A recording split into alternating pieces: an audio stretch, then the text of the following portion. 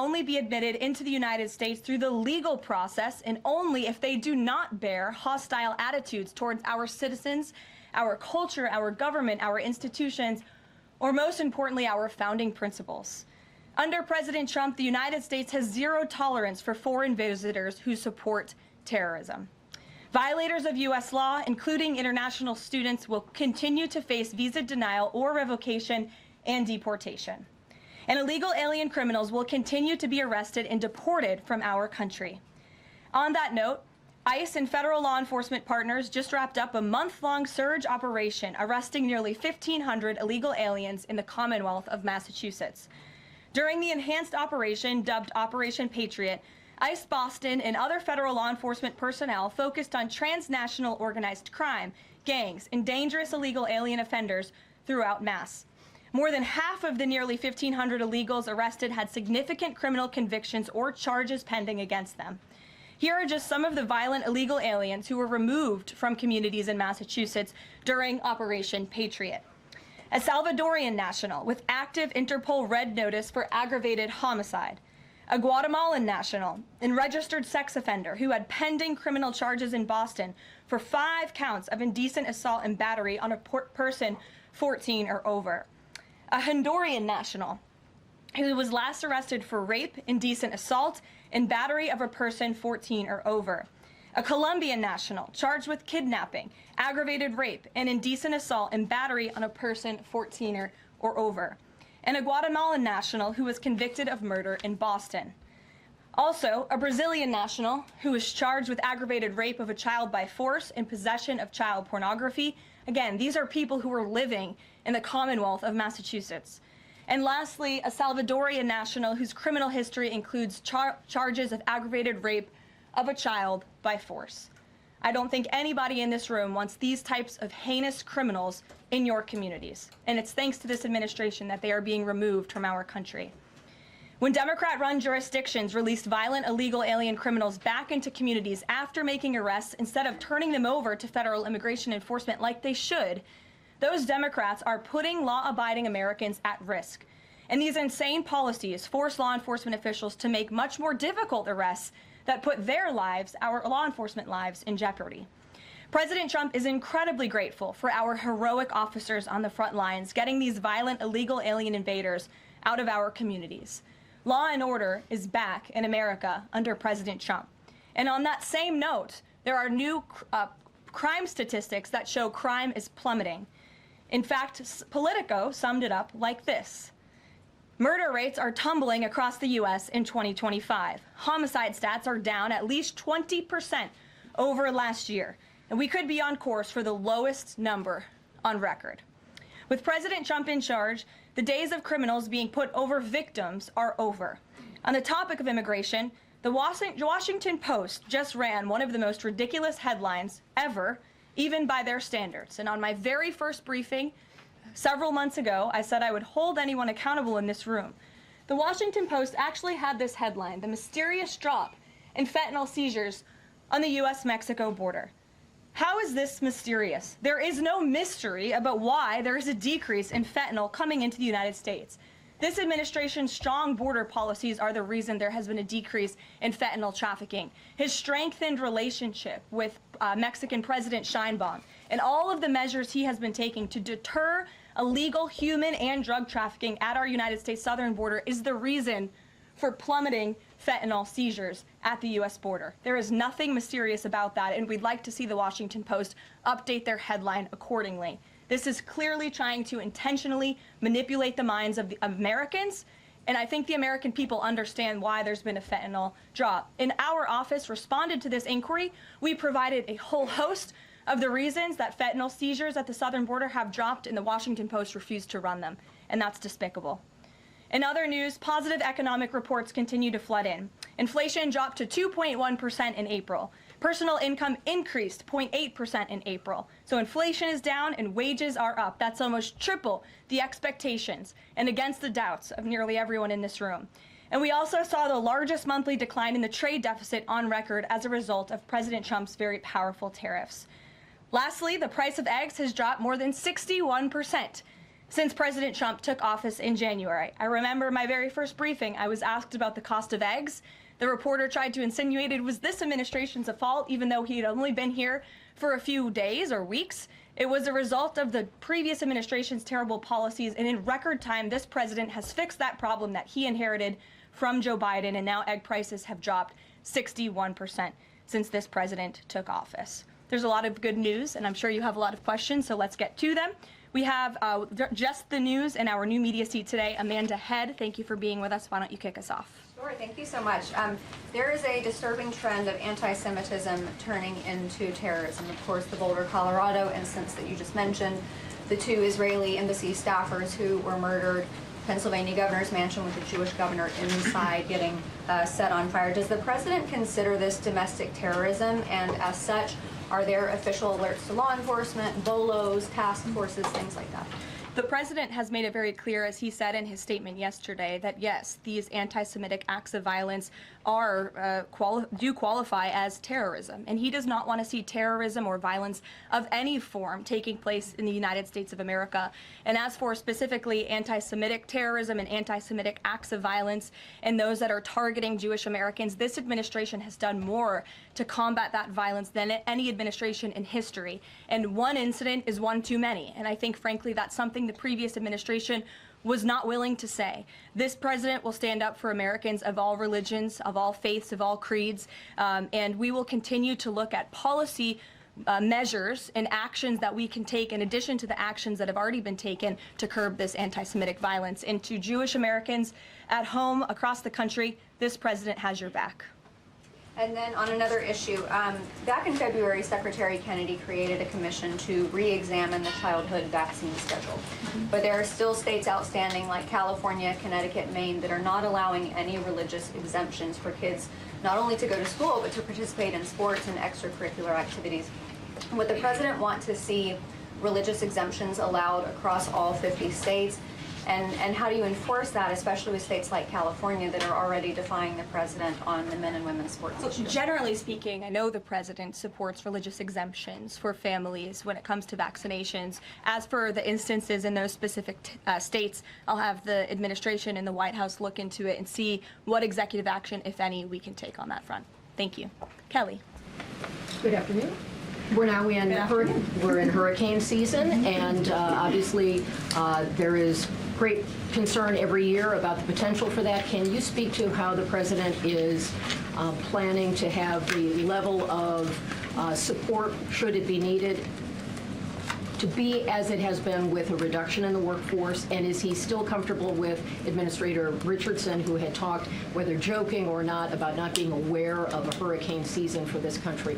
What is the president's level of briefings on what may be required? If you could give us kind of an overall update on that. Sure. Well, of course, we know that we are into hurricane season now, and I know FEMA is taking this seriously, contrary to some of the reporting we have seen based on jokes that were made and leaks from meetings. But Secretary Kristi Noem and the FEMA leadership are all over this. They are committed to ensuring that federal resources and tax dollars are there for Americans in need, and the president continues to review requests for emergency aid and carefully considering them.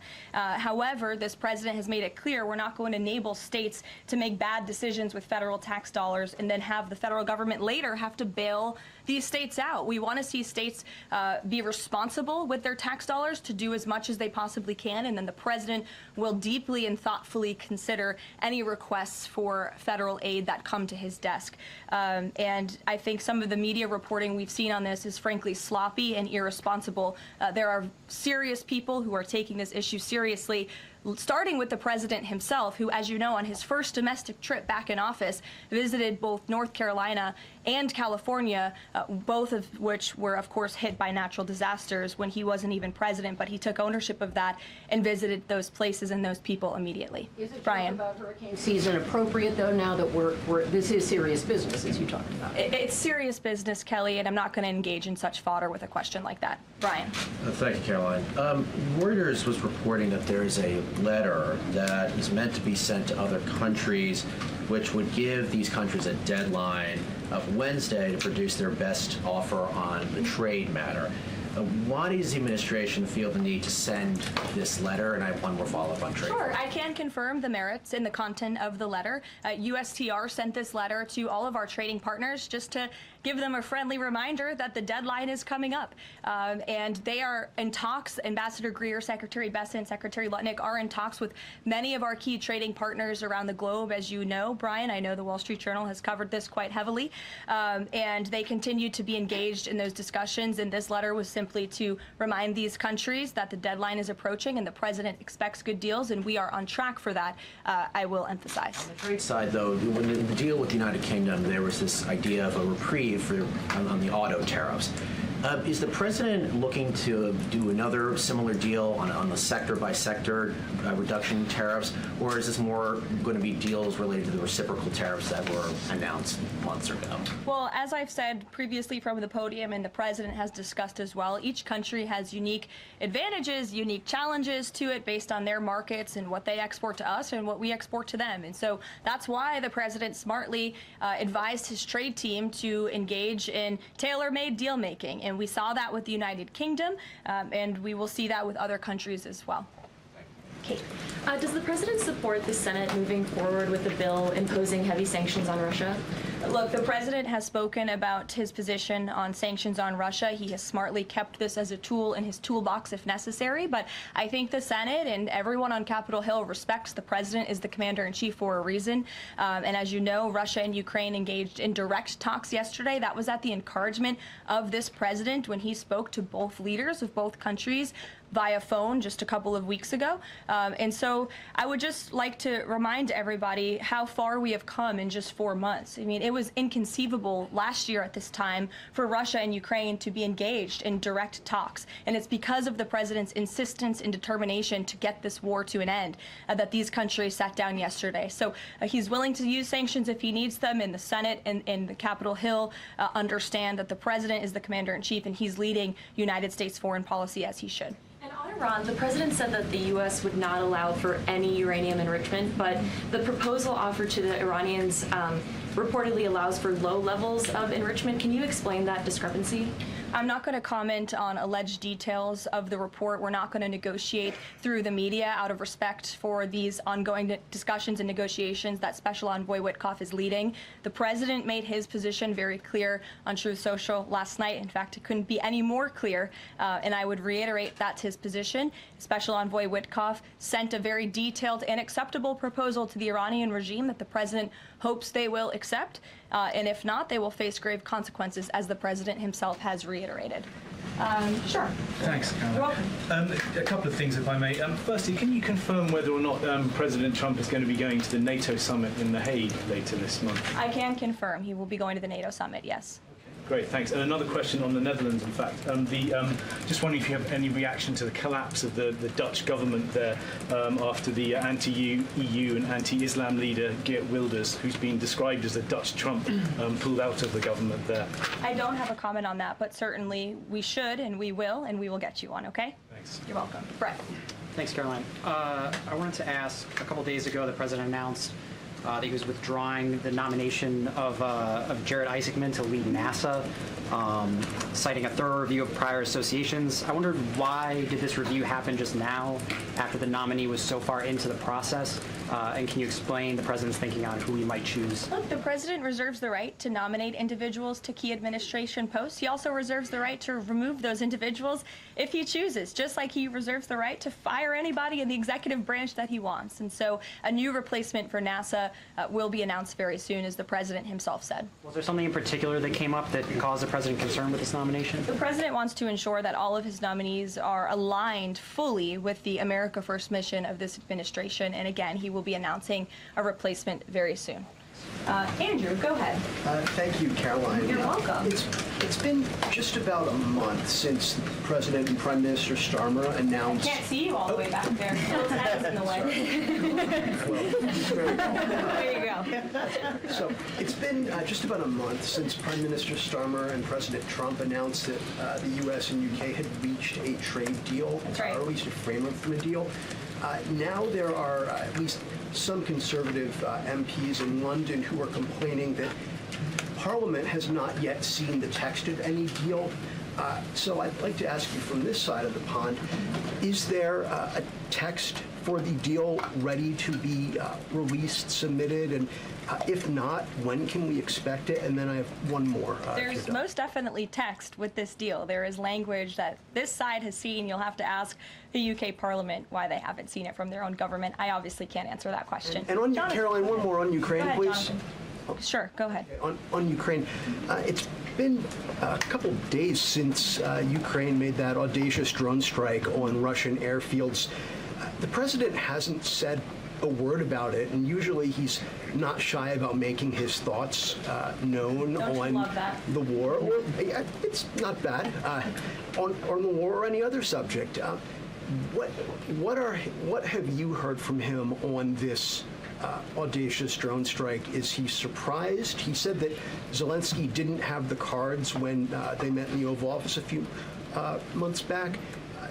Does Zelensky possibly have some cards that the president hadn't known about? Look, the president's thinking on the Russia-Ukraine war as it stands, I spoke to him about it just this morning, is he remains positive at the progress that we've seen. Again, he urged both leaders to sit down and talk directly with one another, and they did that. Russia handed over a memorandum of peace, or a peace plan, or a suggestion of one, I understand, to the Ukrainian side. They also agreed upon the exchange of prisoners or hostages from each other's countries. So he remains positive about the progress that we're seeing, but he also is a realist, and he realizes these are two countries that are at war and have been for a long time because of his predecessor's weakness and incompetence. So he's working hard to solve this conflict, and that's where his mind is right now on it. Jonathan, go ahead. Thank you. Same topic, just to put a finer point on it. Does President Trump approve of Ukraine's decision to strike nuclear-capable bombers in Russia? I would like to let the president speak on that himself.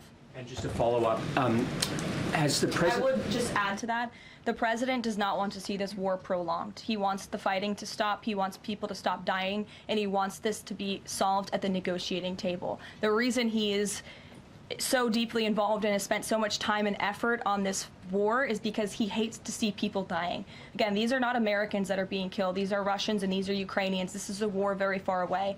But this president truly cares about peace, and that's what he wants to see.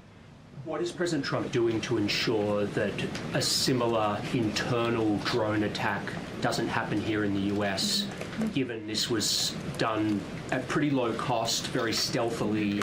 You know, it obviously raises questions about our own security, particularly for US aircraft here. It absolutely does, and that's why the president nominated Secretary Hegseth and has approved some of the changes that have been made at the Pentagon to ensure that we have the most lethal fighting force in the world, and that the United States military is the best, the biggest. That's why he wants the One Big Beautiful Bill to be passed, because it increases our defense spending. It's why he also launched the announcement of the Golden Dome to prevent from missile strikes and attacks in the future. And the president has a full understanding, I can tell you because I've spoken to him about it, about the future of warfare and how drones are a big part of that. And I will not get ahead of our policy team, but I think you can expect to see some executive action on that front in the very near future. Caitlin. Two questions for you as well. On the Big Beautiful Bill, you said recently that it is, quote, blatantly wrong to say that it adds to the deficit. You essentially said that an estimate from the Congressional Budget Office and other scorekeepers you believe are wrong. But Republicans like Ron Johnson and Rand Paul disagree. They are saying that it will add to the deficit. That is their concern. Is the White House's position that those two Republican senators are, quote, blatantly wrong? It is. Those senators, it's not news that they disagree with this president on policy, and the president has vocally called them out for it and for their not having their facts together. I would add the Congressional Budget Office has been historically wrong. In fact, they predicted the Trump tax cuts from the president's first term in 2017. Their prediction was wrong by $500 billion. Those tax cuts had nearly $500 billion more of revenue than the Congressional Budget Office scored. And I would also point out, I don't think many people know this, there hasn't been a single staffer in the entire Congressional Budget Office that has contributed to a Republican since the year 2000. But guess what? There have been many staffers within the Congressional Budget Office who have contributed to Democrat candidates and politicians every single cycle since. So unfortunately, this is an institution in our country that has become partisan and political, and we are very confident in our own economic analyses of this bill. There is $1.6 trillion in savings, and our Office of Management and Budget Director, Russ Vought, is a fiscal hawk. He is well known in this city for being a well-respected fiscal fiscal hawk. He has tools at his disposal to produce even more savings. And as you know, the White House will be sending our rescissions package to Capitol Hill today. And on immigration, the other day that the Homeland Security Secretary said, and I'm quoting her now, that an illegal alien threatened to assassinate President Trump and highlighted his arrest. A man has now admitted to framing him, saying that he wrote the letter that the DHS Secretary Kristi Noem posted online. Last I checked before I came into the room, that post was still up from DHS. Does the White House expect them to issue a clarification or a correction on that We front? can ask the Department of Homeland Security and get back to you. Jeff. Karoline, is the United States putting pressure on China to release its hold on rare earths that are hurting car companies and technology companies now that require that for their products? And is that pressure working? Well, I can assure you that the administration is actively monitoring China's compliance with the Geneva Trade Agreement. I know the United States, on our end, we have complied with the terms that we set, and our administration officials continue to be engaged in correspondence with their Chinese counterparts. And as you all know, and I know there's a lot of interest in it, there will be a leader-to-leader talk very soon. And when that happens, as always, we will let you know. Also in Asia, does the White House have a reaction to the results of the election in South Korea? Yes, we do. In fact, let me find it here for you. Should be somewhere in here. Thank you. We do not, but I will get you on, Jeff. Go ahead. Thanks, Karoline. Two questions on trade. Is this letter that was sent to trading partners a sign that the president isn't satisfied with the pace of these negotiations? Is he trying to light a fire under these talks now? Well, look, the president has been very direct to our trading partners in his conversations with them, with foreign leaders directly, that they need to cut deals with the United States of America. The tariff agenda of this president, he believes very strongly in it. And as you've all seen, he's unafraid to use tariffs to protect our industries and protect our workers. But he wants to see these tailor-made deals be signed. And I will tell you, of course, I never want to be the one negotiating with the press about these internal discussions and deliberations. But our team, who is deeply involved in this, sees these deals moving in the right direction. In fact, Ambassador Greer is in Paris right now meeting with many of our trading partners. We should still expect this flurry of deals in the next 36 days, and the plan is still for those full tariffs to go back into effect on July 9th. The plan is for the announcement of these deals to be made very, very soon, yes. Sure. Thank you, Karoline. You're welcome. So Governor Whitmer confirmed that she spoke with President Trump about the possibility of pardoning the plotters against her, the kidnapping case. She didn't give us an idea of what the president's reaction was to that. Do you have any information about what he said? Well, I won't reveal the president's private discussion unless he gives me liberty to, but I will reiterate what he said publicly when he was asked by one of the journalists in this room in the Oval Office a couple of weeks ago about the pardons. He said it's something he would look at, nothing more, nothing less. Haley, go ahead. Thanks, Caroline. And then to Kelly next to you. Thank you.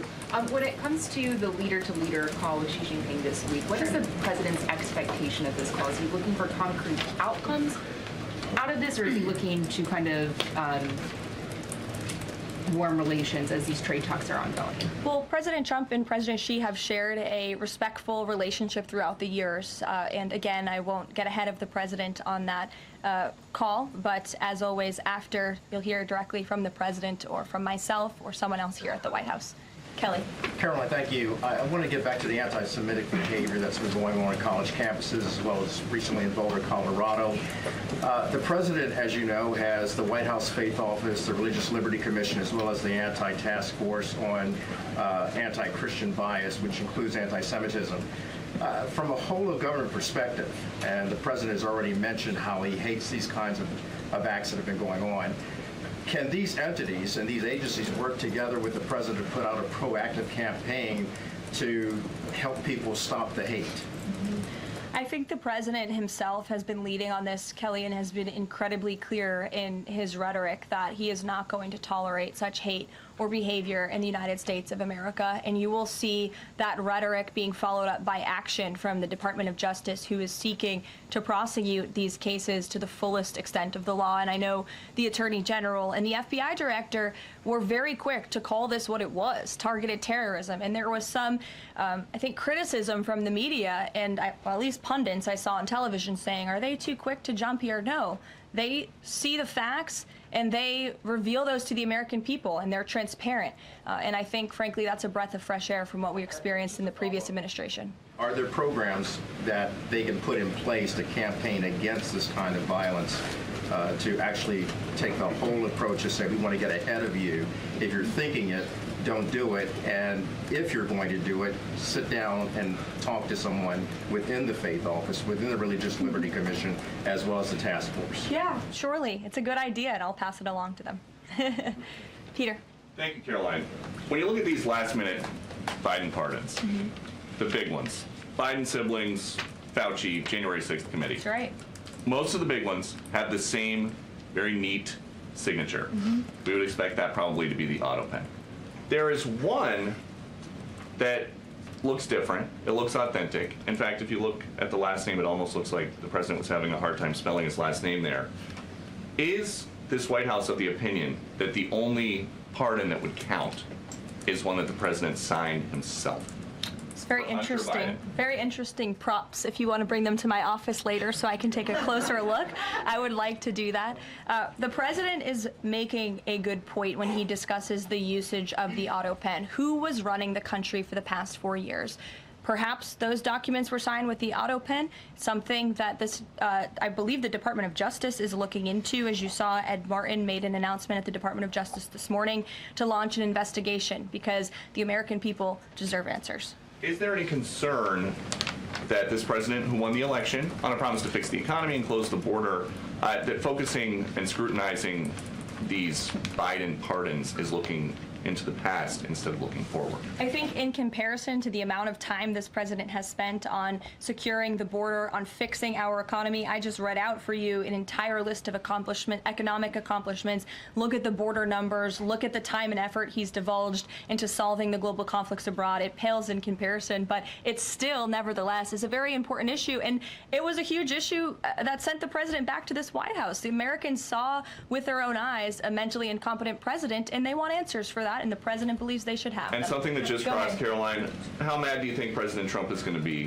when he finds out that Elon Musk said, "I'm sorry, but I just can't stand it anymore. This massive, outrageous, pork-filled congressional spending bill is a disgusting abomination. Shame on those who voted for it. You know you did wrong. You know it." Look, the president already knows where Elon Musk stood on this bill. It doesn't change the president's opinion. This is one big, beautiful bill, and he's sticking to it.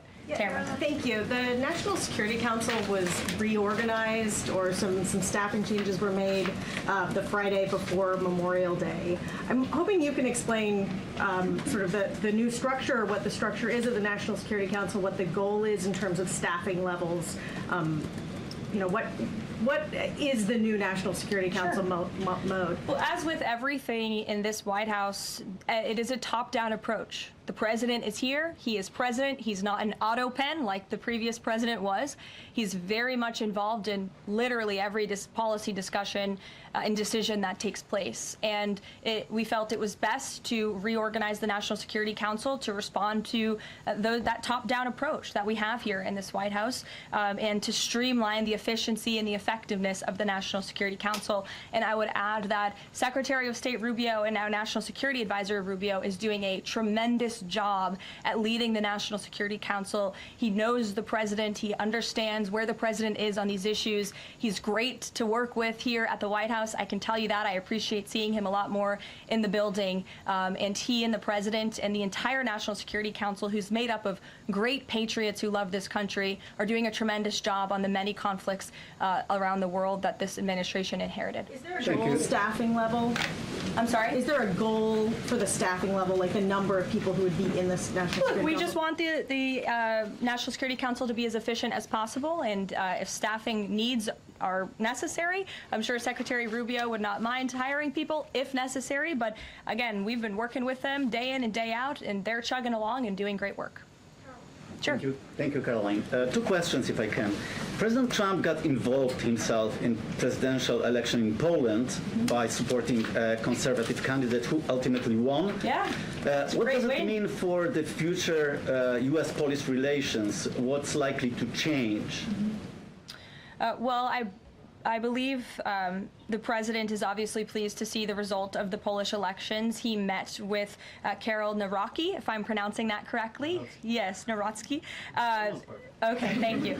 I appreciate your insight on that. He met with him at the White House, and he told him, you're going to win because you support common sense. And he supported strong borders in Poland. He supported an end to the woke, radical DEI stuff that we've seen not just here in the United States, but really take over Europe and, frankly, the whole world. He was very outspoken about that. And I was reading the reports about how the Polish people felt about this man, and they felt like he was putting the needs of Poland first. And that's a very refreshing feeling, one that we know very well here in the United States of America. So, as you know, the United States and Poland have always had a very deep and strong relationship, friendship. They're a great ally, and I know the president continues to look forward to working with them. We have one more on Ukrainian drone attack on Russia. Was President Trump informed in advance by Ukraine that the attack is coming? He was not. Carrie. Caroline, so just want to go back to the issue on the anti-Christian bias as well as issues on anti-Semitic issues. Senator Grassley just put out a report saying that the FBI files have shown that the Catholic group targeting was way more prevalent within the FBI during the Biden era than what was previously shown as far as former FBI Director Christopher Wray was putting out there during congressional testimony. Can you discuss here what President Trump would like to see in terms of consequences within the FBI as far as those who were involved? Also, the second question, if the DOJ finds that the auto pen was used by President Biden, should those actions that were used with the auto pen, should they be null and void? I'm not going to get ahead of the Department of Justice's investigation into the usage of the auto pen. And again, the question is not, was the auto pen used? It's whether or not the President of the United States knew it was being used, and if not, who was using it in his name, which is clearly illegal behavior. Deanna. Thanks, Caroline. One on foreign policy, one domestic, if I can. Sure. On foreign, just speaking to the president's Truth Social post about Iran recently, saying that there will be no uranium enrichment. Is he saying that that's a red line for him, or no? I already answered this question. The president's been very clear about where he stands on that. Okay, and then on domestic, there's a report that Laura Loomer met with the vice president today. Can you speak to her relationship with the administration and if she's informally advising in any way? She is not. I do know she met with the vice president. As for what was discussed in that meeting, I would defer you to his team. Thanks, Caroline. I had one question on anti-Semitism, one question on China. So for years, radical leftists and Islamists have been calling for so-called globalize the Intifada. Do you believe this is a call for violence against Jews? And do you think these attacks on Jews around our country is what globalizing the Intifada looks like? I don't want to speak to the merits of those claims without looking into them, but as I said, any violence against Jewish Americans will be prosecuted to the fullest extent of the law. Absolutely. And also, Secretary of State Rubio made an announcement saying he'll be revoking visas of certain Chinese students, including those with connections to the Chinese Communist Party. Does that include sons and daughters of politicians, presidents, and chairmen? Again, Secretary of State Rubio has the right to revoke visas, and he made the announcement that the State Department will begin to aggressively revoke those visas of Chinese students who are in our country, namely those with Chinese Communist Party ties, or those who could be a threat to our national security and the interests of the United States. To both of you, yeah, go ahead and then back to you. Thank you. There are now reports that Israeli forces are firing on Palestinians trying to get aid from the Gaza Humanitarian Foundation. Up to 20 people, according to the Red Cross, have arrived to the hospital that they've set up with gunshot wounds, have died from them. Is this administration aware of these? And I mean, what is being done to address this situation? The administration is aware of those reports, and we are currently looking into the veracity of them because, unfortunately, unlike some in the media, we don't take the word of Hamas with total truth. We like to look into it when they speak, unlike the BBC, who had multiple headlines. They wrote, Israeli tank kills 26, Israeli tank kills 21, Israeli gunfire kills 31, Red Cross says 21 people were killed in an aid incident, and then, oh wait, they had to correct and take down their entire story, saying we reviewed the footage and couldn't find any evidence of anything. Oh, Okay, so we're going to look into reports before we confirm them from this podium or before we take action, and I suggest that journalists who actually care about truth do the same to reduce the amount of misinformation that's going around the globe on this front. John. About the change in the leadership of the organization, what does that mean going forward, and why so early on is this happening? What organization? The Gaza Humanitarian Foundation. Well, look, this was a creative idea that the president called for to get aid into the region. These people were desperate and starving, and the president didn't like seeing imagery of that, and he wanted to ensure that aid was brought in with the approval of Israel for understandable reasons. We will never forget the brutal attack on October 7th. And again, this is something that the previous administration was unwilling to put the time and effort into doing. John. Thanks a lot, Caroline. I want to bring it back to the way you began your briefing, talking about the president's mass deportation program and his priorities. 40% of crop farm workers in the U.S. are undocumented, and that's according to the Agriculture Department. Do they have a carve-out in terms of the president's mass deportation program? The president and the Trump administration have been very clear. If you are in the country illegally, you are subject to deportation.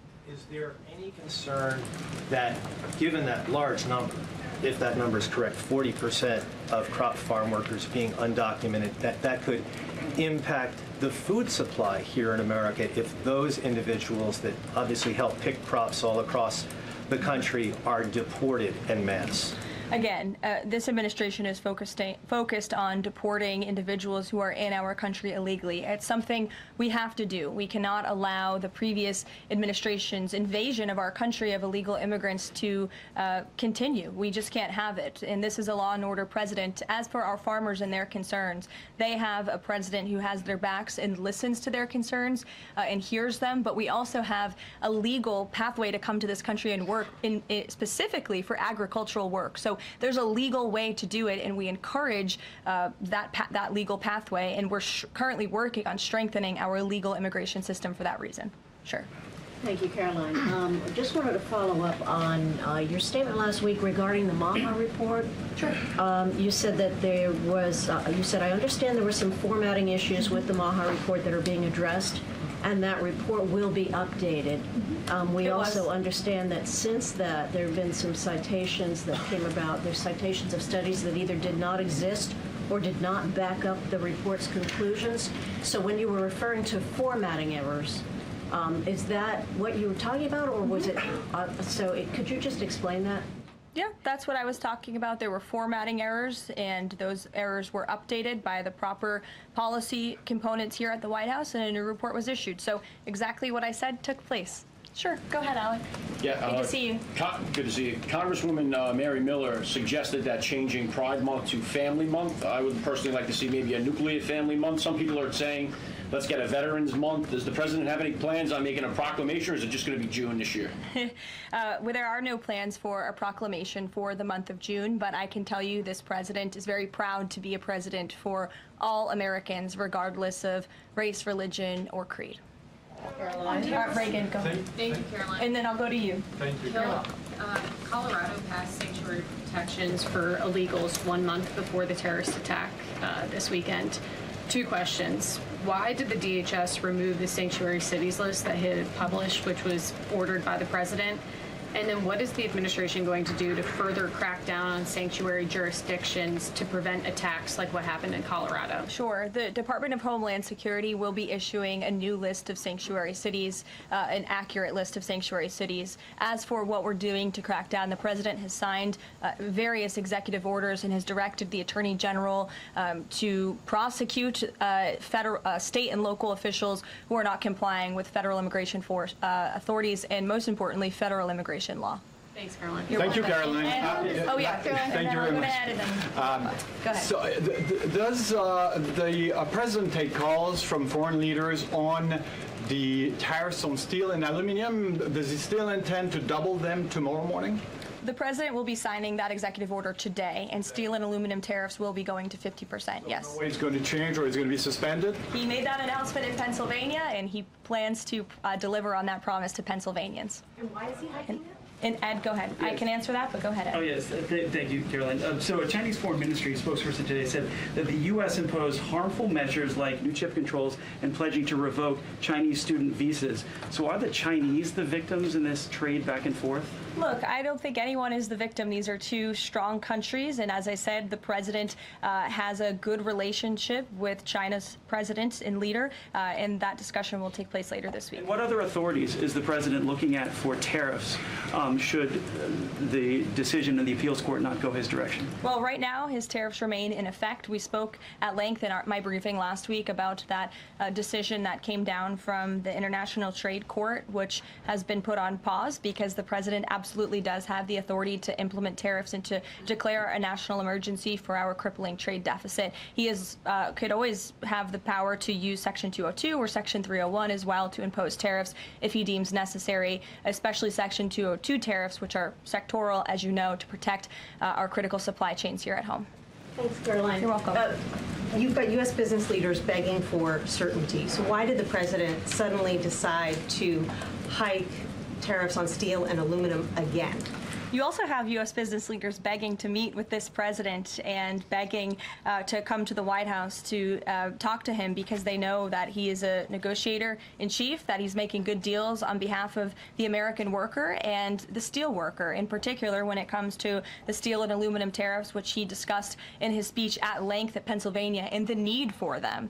And I would just add, I was at that speech on Friday with the president, and there were 2,000 steel workers and their families in the room, many of them wearing their hard hats. I spoke to one backstage who said this is the greatest thing that has happened for that community in Pittsburgh, Pennsylvania in 60 years, because this is a president who doesn't just talk the talk, he walks the walk too, and he's delivering on his promises to bolster our steel and aluminum industries in this country and to protect those jobs. If not for this president, that steel plant in Pittsburgh, Pennsylvania would have closed. Those jobs would have been lost, and the president saved that company, he saved those jobs, and he's saving that community, and that's the intention of the steel tariffs, which he will sign later this afternoon.